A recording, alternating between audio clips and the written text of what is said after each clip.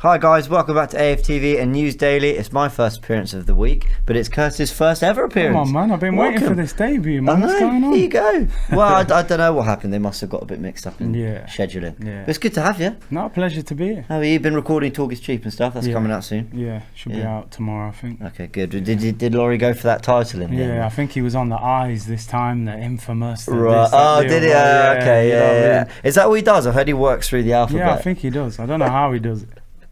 Oh, bless him, man. We need to get him on this soon. Plenty to talk about because Kevin De Bruyne has been ruled out for the game, which gives us a chance of maybe only losing 5-0, not 6 or 7. But hey, that's something to be positive about. Plenty to chat about. Lokonga as well being called up to the Belgian squad, so congrats to him. Matteo Guendouzi quotes about the atmosphere at the Emirates, which I thought was quite interesting. And do you know what? I think we need to touch on some big things happening outside of football. One of the things being the international breaks coming up, but also Cristiano Ronaldo and his potentially massive move to Man City. So we're going to touch on all that. But let's start with this Kevin De Bruyne news. Let's be honest, we've bantered, it means we're going to lose 5-0, not 7, all that. But how much better a chance do we have of getting something at Manchester City now that De Bruyne is not playing? I mean, it does give us a chance because let's face it, De Bruyne is, I would say, Man City's best player. He's their most creative player, and they haven't really got that out-and-out striker at the moment. I think Jesus played on the right at the weekend. Obviously, Harry Kane has backtracked or bottled it, however you want to put it. Do you know what? I think he has bottled it. I think he has. I don't want to be, because I actually, and I don't want to praise Spurs. I'll give them credit here. They have just said, here's the price, and if you're not going to pay it, you stay, and you're going to get fined for the sessions you miss. And so be it. And they've gone on and won their games without him. Exactly. And he's thrown the towel in. I just think, listen, if you think you're going to get a gentleman's agreement out of Daniel Levy, you're deluded, mate. I reckon it was one of them. They're on a team night out. And, Harry, mate, if you want to go, I'll let you go. And they've had a few tequilas. Don't you worry. I'll sort you out. That City move. And then, trust me, if we don't win the quadruple this year, don't worry. We'll let you go. Well, listen, when you heard all that stuff about gentleman's agreement, I think you just started. And I was honestly, and I don't like doing the whole I told you so, but when everyone was saying he's off, Kane's gone, you don't do this without leaving, I just thought, I'm not sure it's that. I think he's doing it to try and force Levy's hand, and it's kind of proven to be that. Mad. So he's not got his City move. They're strikerless going into the game on Saturday, unless they get Ronaldo over the line, and however long it's going to take. I agree. It gives us a better chance. Listen, City are favourites with or without De Bruyne, let's be honest. They've still got a far better team than us. We're flying high after our victory, against West Brom's B or C team, whatever. You can only beat what's in front of you at the end of the day, and we slapped them up. So, listen, I look at this as an opportunity for Arsenal because everybody in football will say, you've lost this game. Now, if I was Mikel Arteta, that would motivate me to think, do you know what? Everyone thinks we're going to lose. No one thinks we've got a chance. They've got things going off in the background, obviously, and Kevin De Bruyne is out. Why can't we go there and upset them? Why not? It's not like we are, in League 2 and it's impossible to win this game. You would expect City to win the game, but we should go there and have a go at them, at the very least. I completely agree. I think there's this kind of football game start at 0-0, and I know that is such a painfully stupid obvious thing to say. I know that, guys, in the comments it will get at me, but it does. And sometimes I think people go into the game like they've lost it already, like you're already 2-3 now, like it's already an uphill battle. We go in there, and when you've got Aubameyang, who hopefully, even though as you said it was West Brom's reserves essentially, hopefully those finishes have just given him a bit of confidence. Hopefully Bukayo Saka and Pepe are feeling a bit sharper. And then whoever he plays in midfield between Smith Rowe or Odegaard, whoever, hopefully they understand they've got to work hard. It's going to be tough, but this is a weird game where I wouldn't mind seeing like El Neni and Lokonga, just because of their dynamism, and have Smith Rowe maybe in more of like a midfield 3 rather than as a number 10, just to give us a bit of dynamism in midfield, but you still got something going forward. I think we can hurt City. It's about keeping them at bay. But I mean, Spurs, who weren't great at the back last season, Nuno, in not very long, I saw you tweeting about it, just found a way to give them a shape defensively and get through that tie, and they won. I hit them on the break. Do you think we should play 3 at the back? Yeah, this had been coming up. What do you think? I think we should.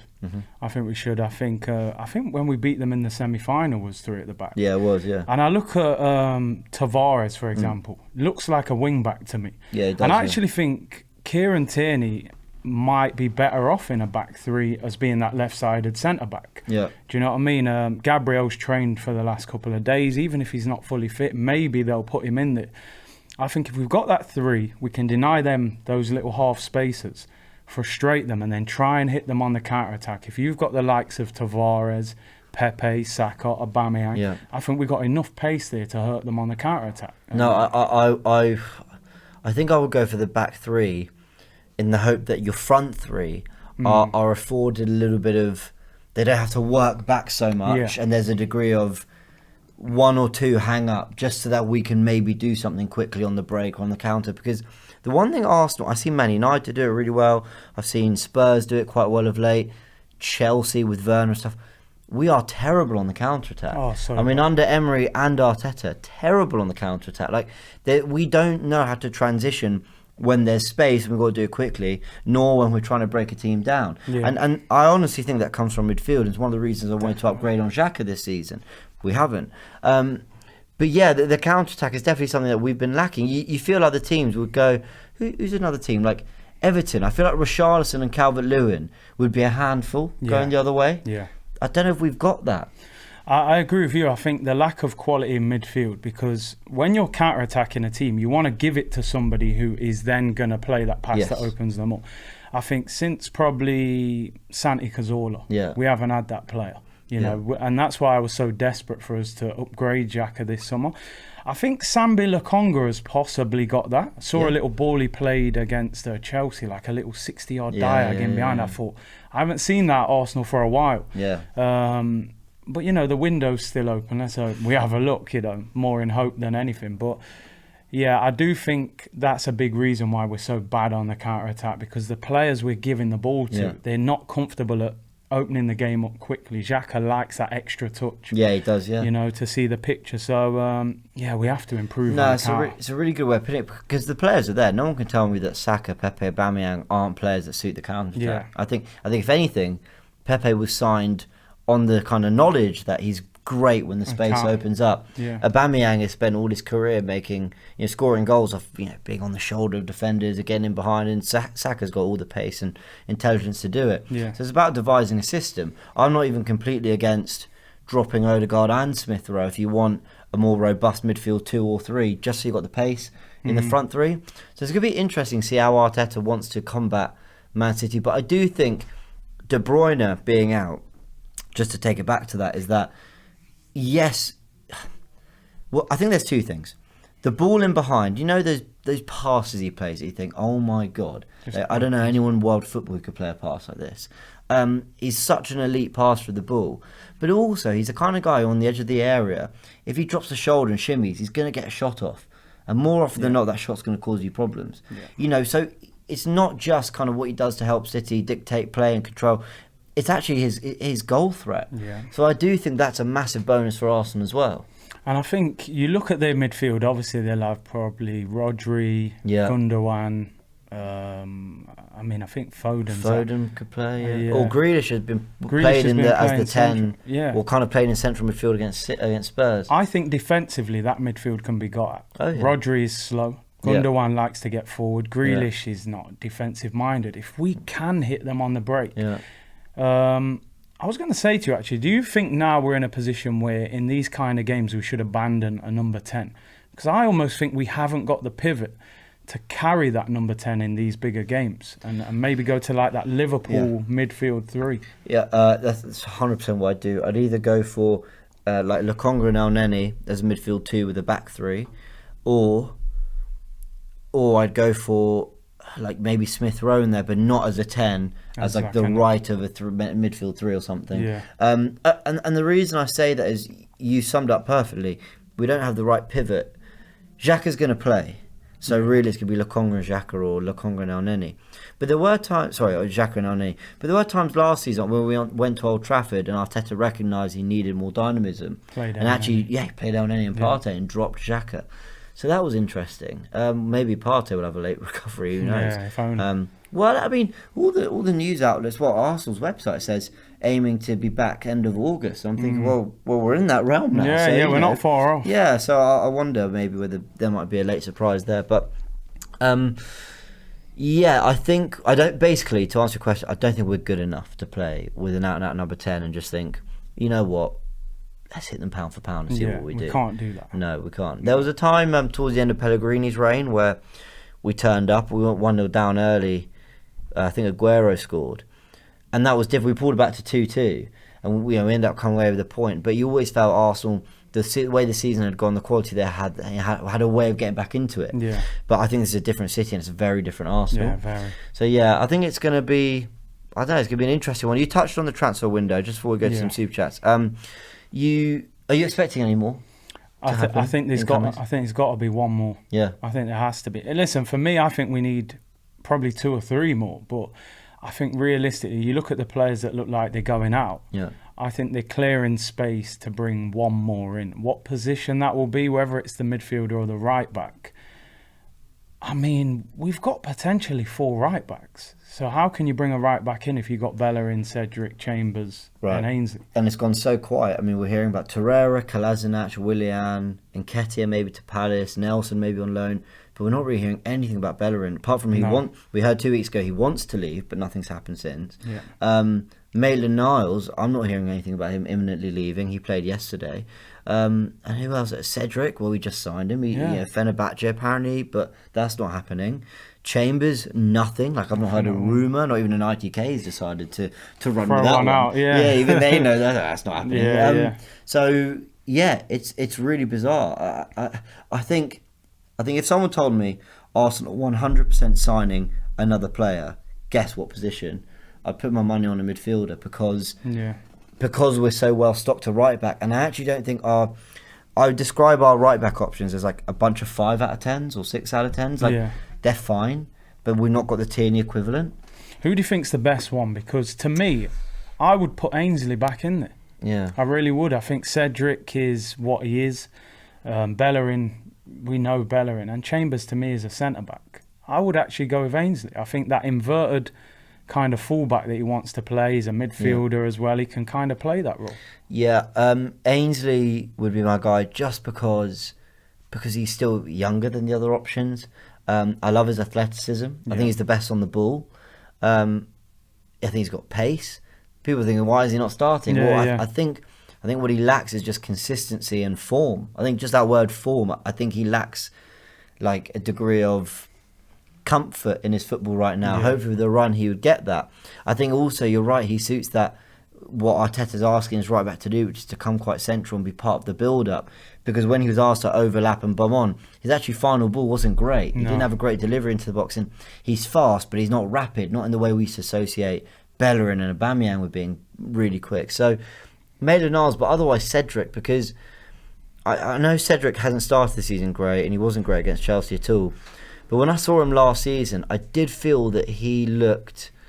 God, you know what? It's just dawned on me that Cedric's game against Chelsea would have been his only performance in front of Arsenal fans. Okay, and it wasn't a great one. No, because he made his debut against Norwich. It actually just popped into my head now. The thing I'll say about Cedric is when he was given a little bit of a run last year, I thought he looked really good. I thought he looked really like safe in possession. Wasn't just giving the ball away because he had to. He was looking to retain it when he could, find the best option. He just looked an intelligent, kind of energetic, vibrant fullback, and I quite liked it. And I thought when he got forward, his final ball was good. It was. I thought he looked decent. I think if we'd signed Cedric and he was 25, 26, I think people would feel differently about him. I agree. I think it is his age and the fact that he was a free transfer from Southampton that people kind of treat him that way.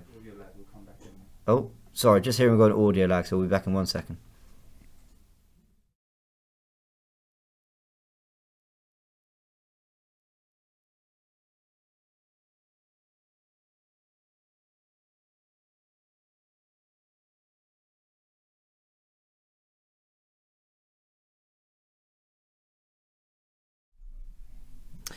Right, we're back, guys. Sorry about that, just some technical difficulties. But look, let's move on from the City stuff. But I think it's interesting that here we are, sort of throwing ideas as to how we could potentially stop Guardiola and City. The right back situation could be interesting. In fact, I don't think it's out yet, but anyway, we did a video straight out of Colney where Arteta did address the right back situation. They said that COVID and injuries and other problems have basically been affecting that position, which I hadn't heard till now. So it would be interesting to know what was going on there. Let's talk about I think our new fan favourite, Albert Sambi Lokonga. Listen, I think he's in 2 games our best performer this season. Yeah, says a lot. Yeah, it does. Him and Smith Rowe, I think the only 2 can come out of the opening 2 games in the Premier League with a degree of pride for their performance. Yeah. Listen, I thought he looked great against Chelsea. I thought he had some really nice moments against Brentford, and he's been called up to the Belgian squad. So a massive congrats to Lokonga. Yeah. What do you want to say on that? I mean, I think he deserves it. Yeah. And you know what? This is the type of signing that I would have preferred Arsenal to have been doing for a little while. Yeah. Instead of your Willians and players that are at the back end who are picking up a paycheck, this is a young player with a lot to prove, who I think is only going to get better. More value in him if we ever do move him on, which we want to keep him for a while. And listen, Belgium are one of the glamour teams really of world football now. This is their golden generation. I know they haven't won anything. Yeah. But to be involved in that squad, Thierry Henry as your coach, learning off players like De Bruyne and Lukaku and players like that, it's only going to be positive for his career. And I just think I always think with top players, you see a temperament about them, a calmness. I see that with him. Yeah. He gets the ball, even against Chelsea, Kovacic, Javinia, I'm just going to get it, have a touch, just play a ball in behind. Looks like a quality player. Jorginho he's just won the Euros and the Champions League. It's just, when we signed him, we just thought, young prospect, he'll be 4th choice, we won't see him. Now I'm looking at him going, I hope that responsibility now doesn't weigh him down. Because when he came in, you're just a young guy, just play your game. Now we're actually looking at him going, well, until Partey's back, you're our best midfielder. Yeah. As a young guy, can he handle that at Manchester City and games like that? But I think the future's bright for him. I think he summed up absolutely perfectly. He plays the game with a degree of maturity. Again, what I said about Cedric with age, if we apply it the other way now, if Lokonga was 23, 24, we were saying, great, we got the midfielder we wanted this summer, and he can start alongside Partey. I still feel we need more because we ultimately kept Xhaka and Elneny. But if you were to become a starter, then we've upgraded our midfield with Lokonga, Partey, and then say Odegaard as number 10. Yeah. That's a better midfield than we went into last season with. Massive congrats to Lokonga. Look forward to watching those games for Belgium. Do you know what? I think I didn't realise that the Nations League kind of semi-finals and finals in October. Okay. They did that once, didn't they? And then I kind of forgot about it. But I imagine the pandemic delayed the second round. So anyway, it's this October: Italy, Spain, and Belgium, France. Wow, big games. Yeah. Although I hope Lokonga doesn't knock Italy out. So there's just that. But otherwise, I wish you all the best of luck. Yeah. Let's talk about Matteo Guendouzi. Hey. He's left. I think there's still some ambiguity around what the deal is. You've gone on loan. Is it an obligation to buy? I've heard it's obligation if he plays a certain amount of games. What's the actual... That's what I heard. Right. And that's what's interesting, because we're going to talk about it, but obviously these comments... When you make those comments and there isn't an obligation, because all it takes is a bad injury. All of a sudden, he can't meet those games. Bit of bad form. You're back at Arsenal. He started really well for Berlin. Yeah, I remember. That's where he was, yeah. He started really well for them. And then towards the end of the season, we were hearing the manager say a lot of the same things. Immaturity. Giving away goals because I think there was one, he went down because he was injured, but the ref sort of played on and they ended up scoring. Yeah. There's definitely a temperament thing there with Guendouzi, and he had history and previous before Arsenal. I'm going to read out this quote. Go on. Which comes from Matt Spiro, journo, and he says, Guendouzi in a press conference has said, and this is the quote, "The Marseille fans are incomparable. At Arsenal, there's a big stadium, but it's totally different. The best atmosphere is here. It's incredible to play in front of a crowd like this. It really lifts the players." Now look, just before. Yeah.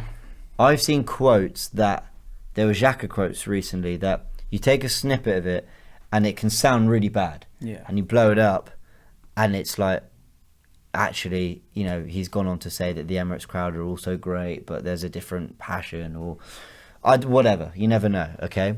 But yeah, it didn't sound great. And anyone asked me why I didn't research it more, because I saw it last minute. So that's why I saw it. I thought, let's just chat about it. Yeah. But do you think there's any truth? I kind of always think that this stuff about, the nights at Anfield and, the Highbury Library, and I kind of found all this stuff to be a little bit of a myth sometimes. Listen, I've been to a lot of grounds, not every ground and not on every occasion, but I've been to the Bridge where it's been really quiet. I've been to the Emirates where it's been bouncing. Do you ever think sometimes these things are just a little bit of a myth? Not a myth, but they're overdone. Yeah. I mean, listen, I think, like you said, I've been to a lot of these grounds and sometimes they're quiet.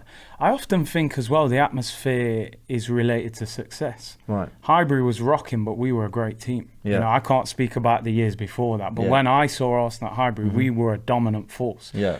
At the Emirates, we haven't had the same level of success. And I think sometimes, especially younger fans, when you're seeing your team struggle, and some people don't want to start singing and dancing about that. So, like you said, if Guendouzi's been misquoted, then we forgive him. Maybe he didn't say that. If he has said that, then I think he has to look at that when he gets older and think, do you know what? I went to Arsenal. That was a massive opportunity. He was in the French second division. No one had ever heard of him. Came in, we gave him an opportunity. I think he played 50 games for Arsenal. Got in the French squad. You're at Marseille because of Arsenal. Do you know what I mean? Marseille didn't sign you at the French second division. I think the fans had a good relationship with Guendouzi as well. We took to him so well and defended him. I think a lot of people defended him massively. Yeah. Against the manager and what was going on there. So, yeah, I think you're right. It's not great. Yeah, it's not great. And I do think, with Guendouzi over the past few years, there's been a bit of a... When you're frustrated sometimes in any work situation, it's best not to talk too much. Yeah. I think with Guendouzi now, just get your head down. You're at a big club in France. Just play football. Yeah. Stop talking so much, and just concentrate on your game. Maybe he's a little bit bitter. Maybe he's looking at it thinking, I'm looking at that Arsenal midfield. I should be in that team. Yeah. But this manager hasn't and he given wouldn't me be the wrong. opportunity. He wouldn't be wrong. Yeah. I think ultimately, if you're talking about, say, Partey and El Neni as your experienced players, one backs up the other, and then you're talking about Lokonga and Guendouzi as your more box-to-box kind of, your energy, and we know Partey's got energy and all that, and El Neni, to be fair. But, that's a nice balance, but that's not the route Arteta's decided to take. No. But, well, look, obviously I wish him all the best out in Marseille, but, yeah, I've just seen a lot of players have a lot to say, and sometimes I think, just remember where you came from, kind of thing. Or Exactly. Remember that while it might not have worked out, it doesn't mean that you didn't benefit from this situation in some way. But anyway, we've got a super chat from AT Football says, big up, mad love for the content. Vote Curtis and AFTV at the Football Content Awards. Hey, come on, I appreciate it. Do go get those votes in, guys. Absolutely. Just see, I think we've got another super chat. Victor says, watching the Champions League draw, if I were Arsenal, get some hunger and fight. It's disappointing that Arsenal aren't in the Champions League. Big up James and Curtis. Yeah, I agree. I mean, I think fans should be... okay, we know the fans are. I think the players and the manager should be watching days like today. Well, it's not even just the Champions League draw. It's the Ronaldo stuff, which we're going to go into in a sec. Yeah. And be thinking, we should be a part of this conversation. 100%. We should be... Arsenal Football Club, and people always say this to me, why do you think you're a big club? What makes you think you have the right... Because fans pay the highest season ticket prices, the highest ticket price in general. We've got the third richest owner. We've won the third most silverware of any club in the country, I believe, behind United and Liverpool. We've got one of the biggest stadiums, one of the biggest global audiences, people watch Arsenal, whether you're a fan or not. And then we've got one of the biggest fan bases as well. We should absolutely be in the conversation for a story like today's, which we're going to chat about now, which is Cristiano Ronaldo's moving. And that's how far we've fallen as a club.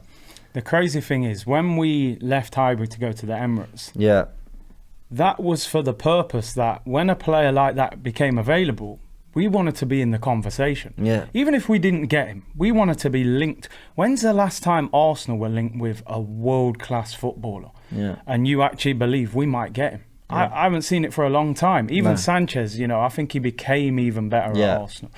I think Ozil was probably on maybe Ozil. Probably the last one. Yeah. And then Benzema in 2015, where it looked like that might happen. But I know what you mean. You're talking about that creme de la creme, Yeah. like the best. Like think about 10 years ago, or maybe even a bit further, where Manchester City were 10, 15 years ago, and where Arsenal were. They're now on the verge of potentially buying one of the biggest superstars the game's ever seen. And you just think, man, when you look at where Arsenal are and the business we're doing, we should be in that conversation. Yeah. But it comes from the owner, the manager. If they're not hurt by the Champions League, I think every Arsenal fan today who's watching that Champions League draw feels, man, do you know what I mean? We should be in that draw, you know? But are the owners feeling like that? Because to be in that draw, you've got to get your checkbook out. Now, I know they have this summer, but you might have to do it for 5 summers to get back in there. So I think a little bit, you know, I look back and I think, did I take it for granted? No, I 100% took it for granted. It's like, I just felt like we could never come out of that competition. The crazy thing is, I now wish Arsenal were even in the Europa League. I'm looking at the Europa League like, I wouldn't mind be playing Dundalk on Thursday now, because we've fallen that far, you know. So and actually, when you're playing a Carabao Cup tie and you realise if we go out, there's really one competition left we could win. Yeah. It does make you think, listen, the Europa League group stage is a slog. Let's say it how it is. It is an absolute slog. You're playing teams that are of a completely different level. Yeah. However, it's a fun away trip. It is. It's different opposition. And it's a competition that, okay, it's a bit of a slog. But once you get through it, you know, it's really not. It's a good trophy to win. It's not bad. If you're not going to win the Champions League, I tell you what, there's far worse things you can do than win the Europa League. Yeah. So yeah, I'm with you. Deeply frustrating that we're not in it, but that's what this season's about. It's about getting us back into Europe in some capacity. I think Arsenal fans are realistic. Chelsea, Liverpool, Man United, Man City. It's going to be so hard to beat one of the top 4. Look how they all started this season. But if you challenge and you get Europa League, it's a step. It's not where we want to be, but it's a step. Yeah. But And listen, I think every Arsenal fan wants Arsenal to be back in the top 4. Yeah. Sometimes you have to be realistic. I think with the current squad we've got, we're more reflective of a top 6 club. Yeah. What I would say is, those 4 you've just named, I think everybody thinks that's going to be the top 4. Yeah. We've got to be ready in case one of those, something goes wrong, which does happen sometimes. It does, yeah. You know? I imagine one of them will have a bump this season. Yeah. I mean, I think Ollie, for example, if he had a bad run, United might sack him. Yeah. Do you know what I mean? Something like that. We've got to be there on the heels. I want to see Arsenal in that last month of the season still chasing something. Yeah. Not where we're 15 points behind and we go on a little run when there's nothing to play for. No pressure FC, I call it. Yeah. When there's no pressure, we're world beaters. Yeah. But you have to handle it when the pressure's on. And the only positive we can take out of last season is we were that bad, but we only finished 6 points off. Mad, isn't it? You know, which is crazy when you think about it. So we were that bad and finished above teams like Everton and Villa, who for a long time looked, you know, a part of the conversation. And it tells that football's quite fragile. You can turn it around. People always say, you know, oh, you're miles away. Arsenal are miles away. But the reality is that a couple good signings and some good form, and suddenly you can claw that back very quickly. Yeah. Listen, I'm trying to send hope here. But, you're trying to send hope. We've got City on Saturday, and I imagine that will crush up. But, you know, it's just always worth remembering. We've got a super chat from Red Square. It says, choosing not to sign Basuma will be as bad as missing out on Kante a few years ago. Another what if in a few years' time we never learn. Yeah, I think there's a lot of truth to that. Anyway, let's move on to the last bit of news. We'll end up the stream. As I said, it's not Arsenal-related news, but Cristiano Ronaldo does look like he could be on his way to City. Listen, what are we thinking? Is that our title hopes really, truly? Yeah, I think that's us. Do you know what? I'm glad that you know, he won't be signed for this weekend. Yeah. That's for certain. But well, you never know at the rate this is moving. Yeah, they might get it looks like it might be happening. And actually, just before, the news is that there's a lot of talks going on. They supposedly want the move. It's not done yet, but keep an eye on it. Yeah. Just so everyone knows, it's not a done deal yet, but it's looking good. But he could be back in the Prem. Do you know what? For me, just from a purely football point of view, I think this is an amazing deal. Yeah. Do you know what I mean? See Cristiano Ronaldo back in the Premier League. How many years have the Premier League not had the top players? You know what I mean? Or if they're here, they leave. Yeah. You know, I know Ronaldo's past his best and he's older now, but you know, just to see Ronaldo in the Premier League, let's face it, we're not in that conversation at the moment. We're on a different mission, and I just think I think for Man City that takes them to a different level, because for all the money they've spent, I don't think they've ever had a global like superstar. Aguero was probably the closest, and maybe, you know, David Silva, but Ronaldo is just a different level. No, I completely agree. I think from a marketing perspective, I think it puts Man City back on, well, not back on the map, they've been on the map a long time, but I think UEFA and European football starts to take them a lot more seriously. Do you know what I mean? I know they got to the final last year, but Cristiano Ronaldo wearing that City shirt. How do you think United fans are feeling about this? I think they're probably everyone I've spoken to, they're furious. They've got to be furious. See, I would say Ronaldo in our generation is one of the best Man United players we've ever seen. Yeah. So to see him to go to Man City must be like, you know, that's almost like Thierry Henry going to Spurs. Yeah. So you know, I think they must be fuming about that. Yeah, agreed. Right, Curtis, thank you so much for joining me. We're going to get Big Steve in just for the rest of the show. How you doing, mate? Thanks, Curtis. Yeah, no worries. Right, let's just take a few comments in the meantime. Yep, Kevin De Bruyne is out. Just a reminder there, as people are asking. I mean, look, how perfect is this? As we're talking about Cristiano Ronaldo, Steve's here just to chat about it. How are you, mate? Yeah, I'm good, man. I'm good. Good to see you. Yeah, good to see you. Right, just before we get into it, just tell the AFTV audience who you are. I'm sure they all recognise you from all the stuff you've been doing. Big Six as well with Turkish. Big Steve from the Big Six Show. Just started my own YouTube channel at Big Steve MCFC, and the same angle on Instagram.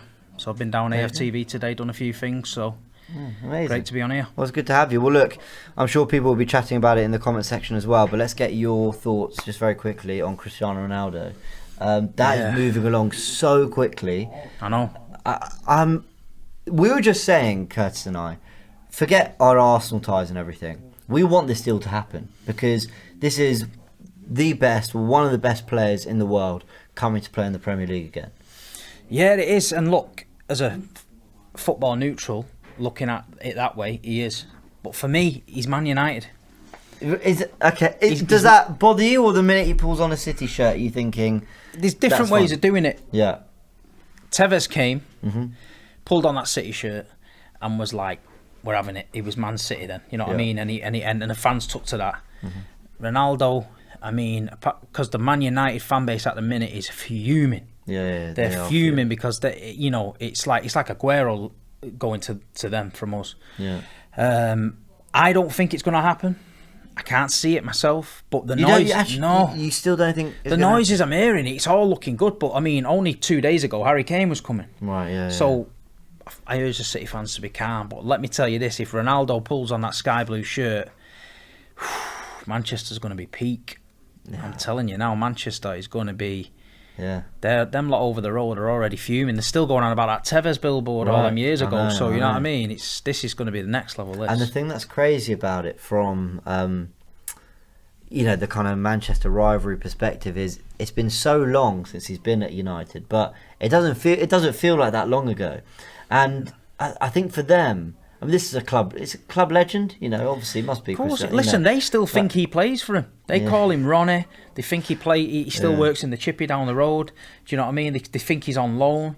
You know, every time he wins something, they celebrate it like he's won it for them. Right, it's weird over there. The Man United fan base for Ronaldo is weird. But let's just put it this way: Ronaldo at the minute is twerking for Man City. He wants Man City. Yeah, I think he does.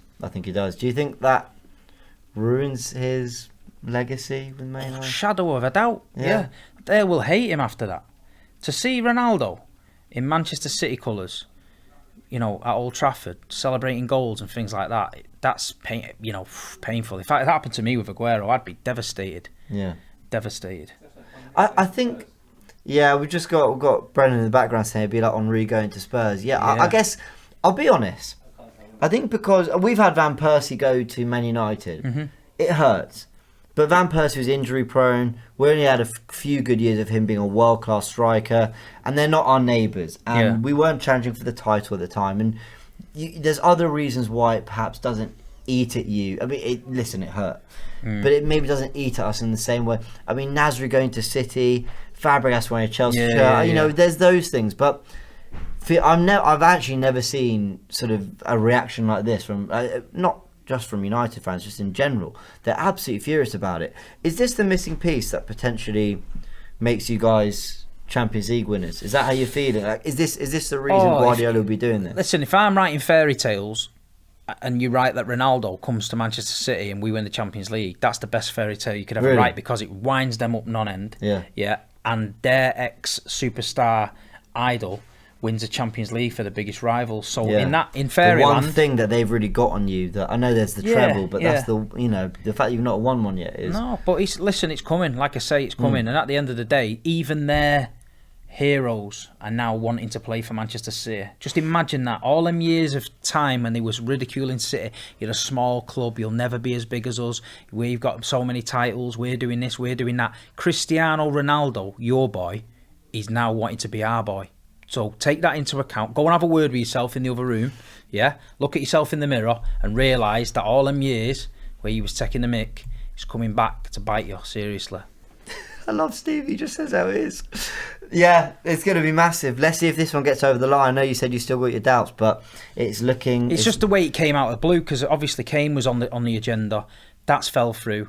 And then all of a sudden Ronaldo wants to come. It's like, where's that come from? Why the week before the window is this come? Mbappe could go Real Madrid.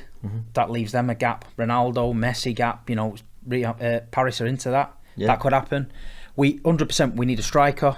We now need a left back because ours has been suspended, and we've just drawn Paris Saint-Germain in the group of death. Who else is in your group? Paris Saint-Germain, Bruges, and Red Bull Leipzig. Okay, all right. So it's deep, but we need a striker. 100%. I mean, it's written in stars, isn't it? Ronaldo versus Messi, one last time. I mean, this is what I mean. We were talking about it before. You know, you can see it, can't you? But I mean, it's got to happen. Yeah. For me, I don't think it's going to happen. But for the banter value, God, unbelievable. Why can't Arsenal be in these conversations? It's so depressing. Anyway, let's chat about something that affects both our teams. International breaks, weird one. We're going to touch on just a quick word on Saturday's game as well, but I'm hearing that clubs aren't very happy with sort of some of the plans over the international breaks, and apparently some Premier League clubs are refusing to send their players out to red list countries. I'm going to be honest, I'm completely with the Premier League clubs on this. Just wondering kind of your thoughts, and for anyone who doesn't really know the story, essentially some clubs you can't travel to and from from the UK because of COVID-19 and the restrictions and stuff. And there's each country has basically different laws in terms of testing, what you have to do, how long you have to quarantine. It's very messy, I have to say. And obviously clubs like City, even Arsenal have a few more now with some of our signings, have a lot of players that will be going off on international duty. Albert Sambi Lokonga is one of them, Bukayo Saka, both been called up to their squads.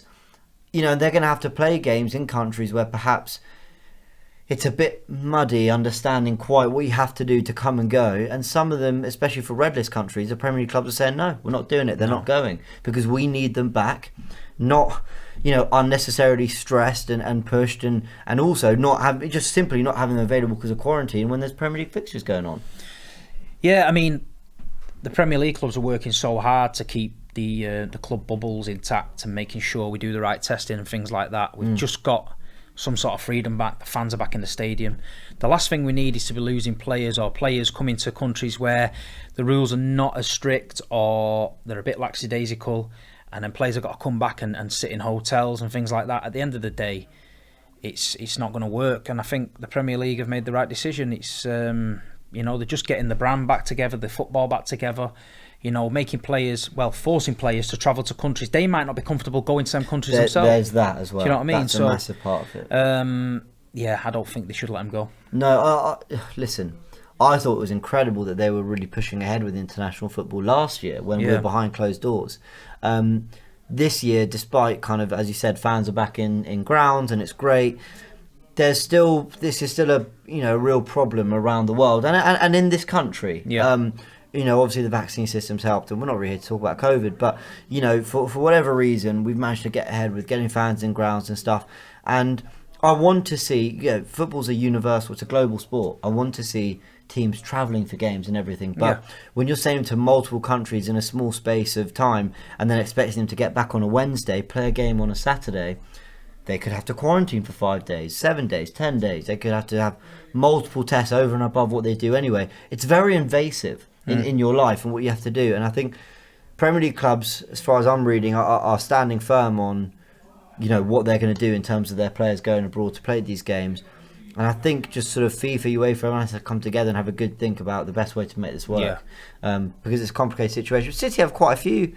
You must have quite a few internationals. Yeah, they will be, won't they? I think there's a few the Brazilian boys and that and things like that. It just doesn't make sense to do it. We've just got everybody back, everybody tested, everybody, you know, in a bit of a rhythm. They know what they're doing, and to make players go to countries they're probably not overly convinced about, you know, it's not going to work, I don't think. Yeah, we've got a super chat here from Shreth says, why aren't United going for Ronaldo? They need a striker. Martial isn't the next Thierry Henry, sadly. Ronaldo to Man City is the biggest flex in football history. Well, it is. I don't understand it. I don't understand why he's not going to. If he wants to come to Manchester and he wants to come and live back in Manchester, then obviously I think he was going to go there. So it's shocking me as well as it's shocking that guy. Yeah, I've got to say, I think it makes perfect sense. If he wants to do all these things, which is come back, prove himself in England one more time. But dare I say, if he's not going to United, it's for one of two reasons. United don't want to spend the money or don't want to pay the wages or whatever, or maybe they don't want to go back, or it's he doesn't want to go there. He doesn't. But I mean, listen, I'm speculating. Maybe he doesn't have a choice. But I think you're right. From what I've been reading and hearing from people, Ronaldo wants this move. That's what they're saying. That's what they're saying. It's hard for me to grasp, to be honest. I'm like, you know, it's just hard for me to. It's always been him, innit? Ronaldo, he's their boy, not our boy. But to hear that he wants to come, you know, and my phone's been red hot today. The banter level's gone up a notch. And City fans are like, let's get this deal done now. We do need a striker though as well. We desperately need a striker. So I mean, that would be your guy, wouldn't it? Yeah, chuck him out front. Yeah. What 3 numbers have you got? You can give him. Well, Sterling's got 7, so unless we do a deal with Raheem. Yeah, I don't see that happening. Grealish took the... Have you got a number 17? De Bruyne. Of course, yeah, obviously. So it's going to be 77. Yeah, right. You'll have to have something like that. Or 777. Yeah, maybe we'll take number 30 like Messi and just make it extra competitive for that. Well, look, guys, we're going to round off the stream in a sec, but let's just get your final thoughts ahead of Saturday. Now, we've been talking here, Curtis and I, saying with De Bruyne out for the weekend... Listen, we're not favourites by any means. We were jokingly saying it means we'll only lose 5-0 rather than 7-0. But in all seriousness now, De Bruyne is the kind of player that if we get our game plan right, you know, we have a low block, we frustrate you, we counter well. Without De Bruyne, I feel like there's a chance. With De Bruyne, I feel it doesn't matter what game plan you've got, he can pick out the kind of pass or the kind 100%. Of strike from distance that doesn't matter what you do. De Bruyne 100%. Will just find a way. So I'm happy he's not playing, I've got to be honest. Yeah, sometimes with City, when he doesn't play, we can be a bit side to side. We can, if teams set up right, they can sort of block the area off and they force us wide, then back across wide. It gets frustrating. I see it all the time. And we're just dying for that person to pick a pass. But we have got a lot of options. We beat Norwich the other day 5-0. Norwich aren't the greatest team, but he's bringing Mahrez and Sterling off the bench.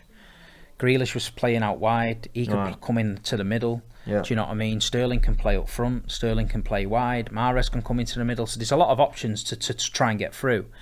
I don't see Arsenal coming and trying to nick a draw or anything like that. I think after the game the other night against West Brom, they scored 6 goals. I think they're going to try and play a bit of football. They do. That scares me. I think we're a little bit fitter than what we was. We were last. Well, Pep was saying we were last least prepared. He looked at that way against Tottenham. We looked toothless. We didn't really do anything. We were strolling with the ball. It wasn't good. Against Norwich, we got into gear. Gabriel Jesus on the wing, cutting in. He had a great game, and I think another week's training under our belt, I think we'll be better prepared. I think City will win. I don't think it'll be a massive score.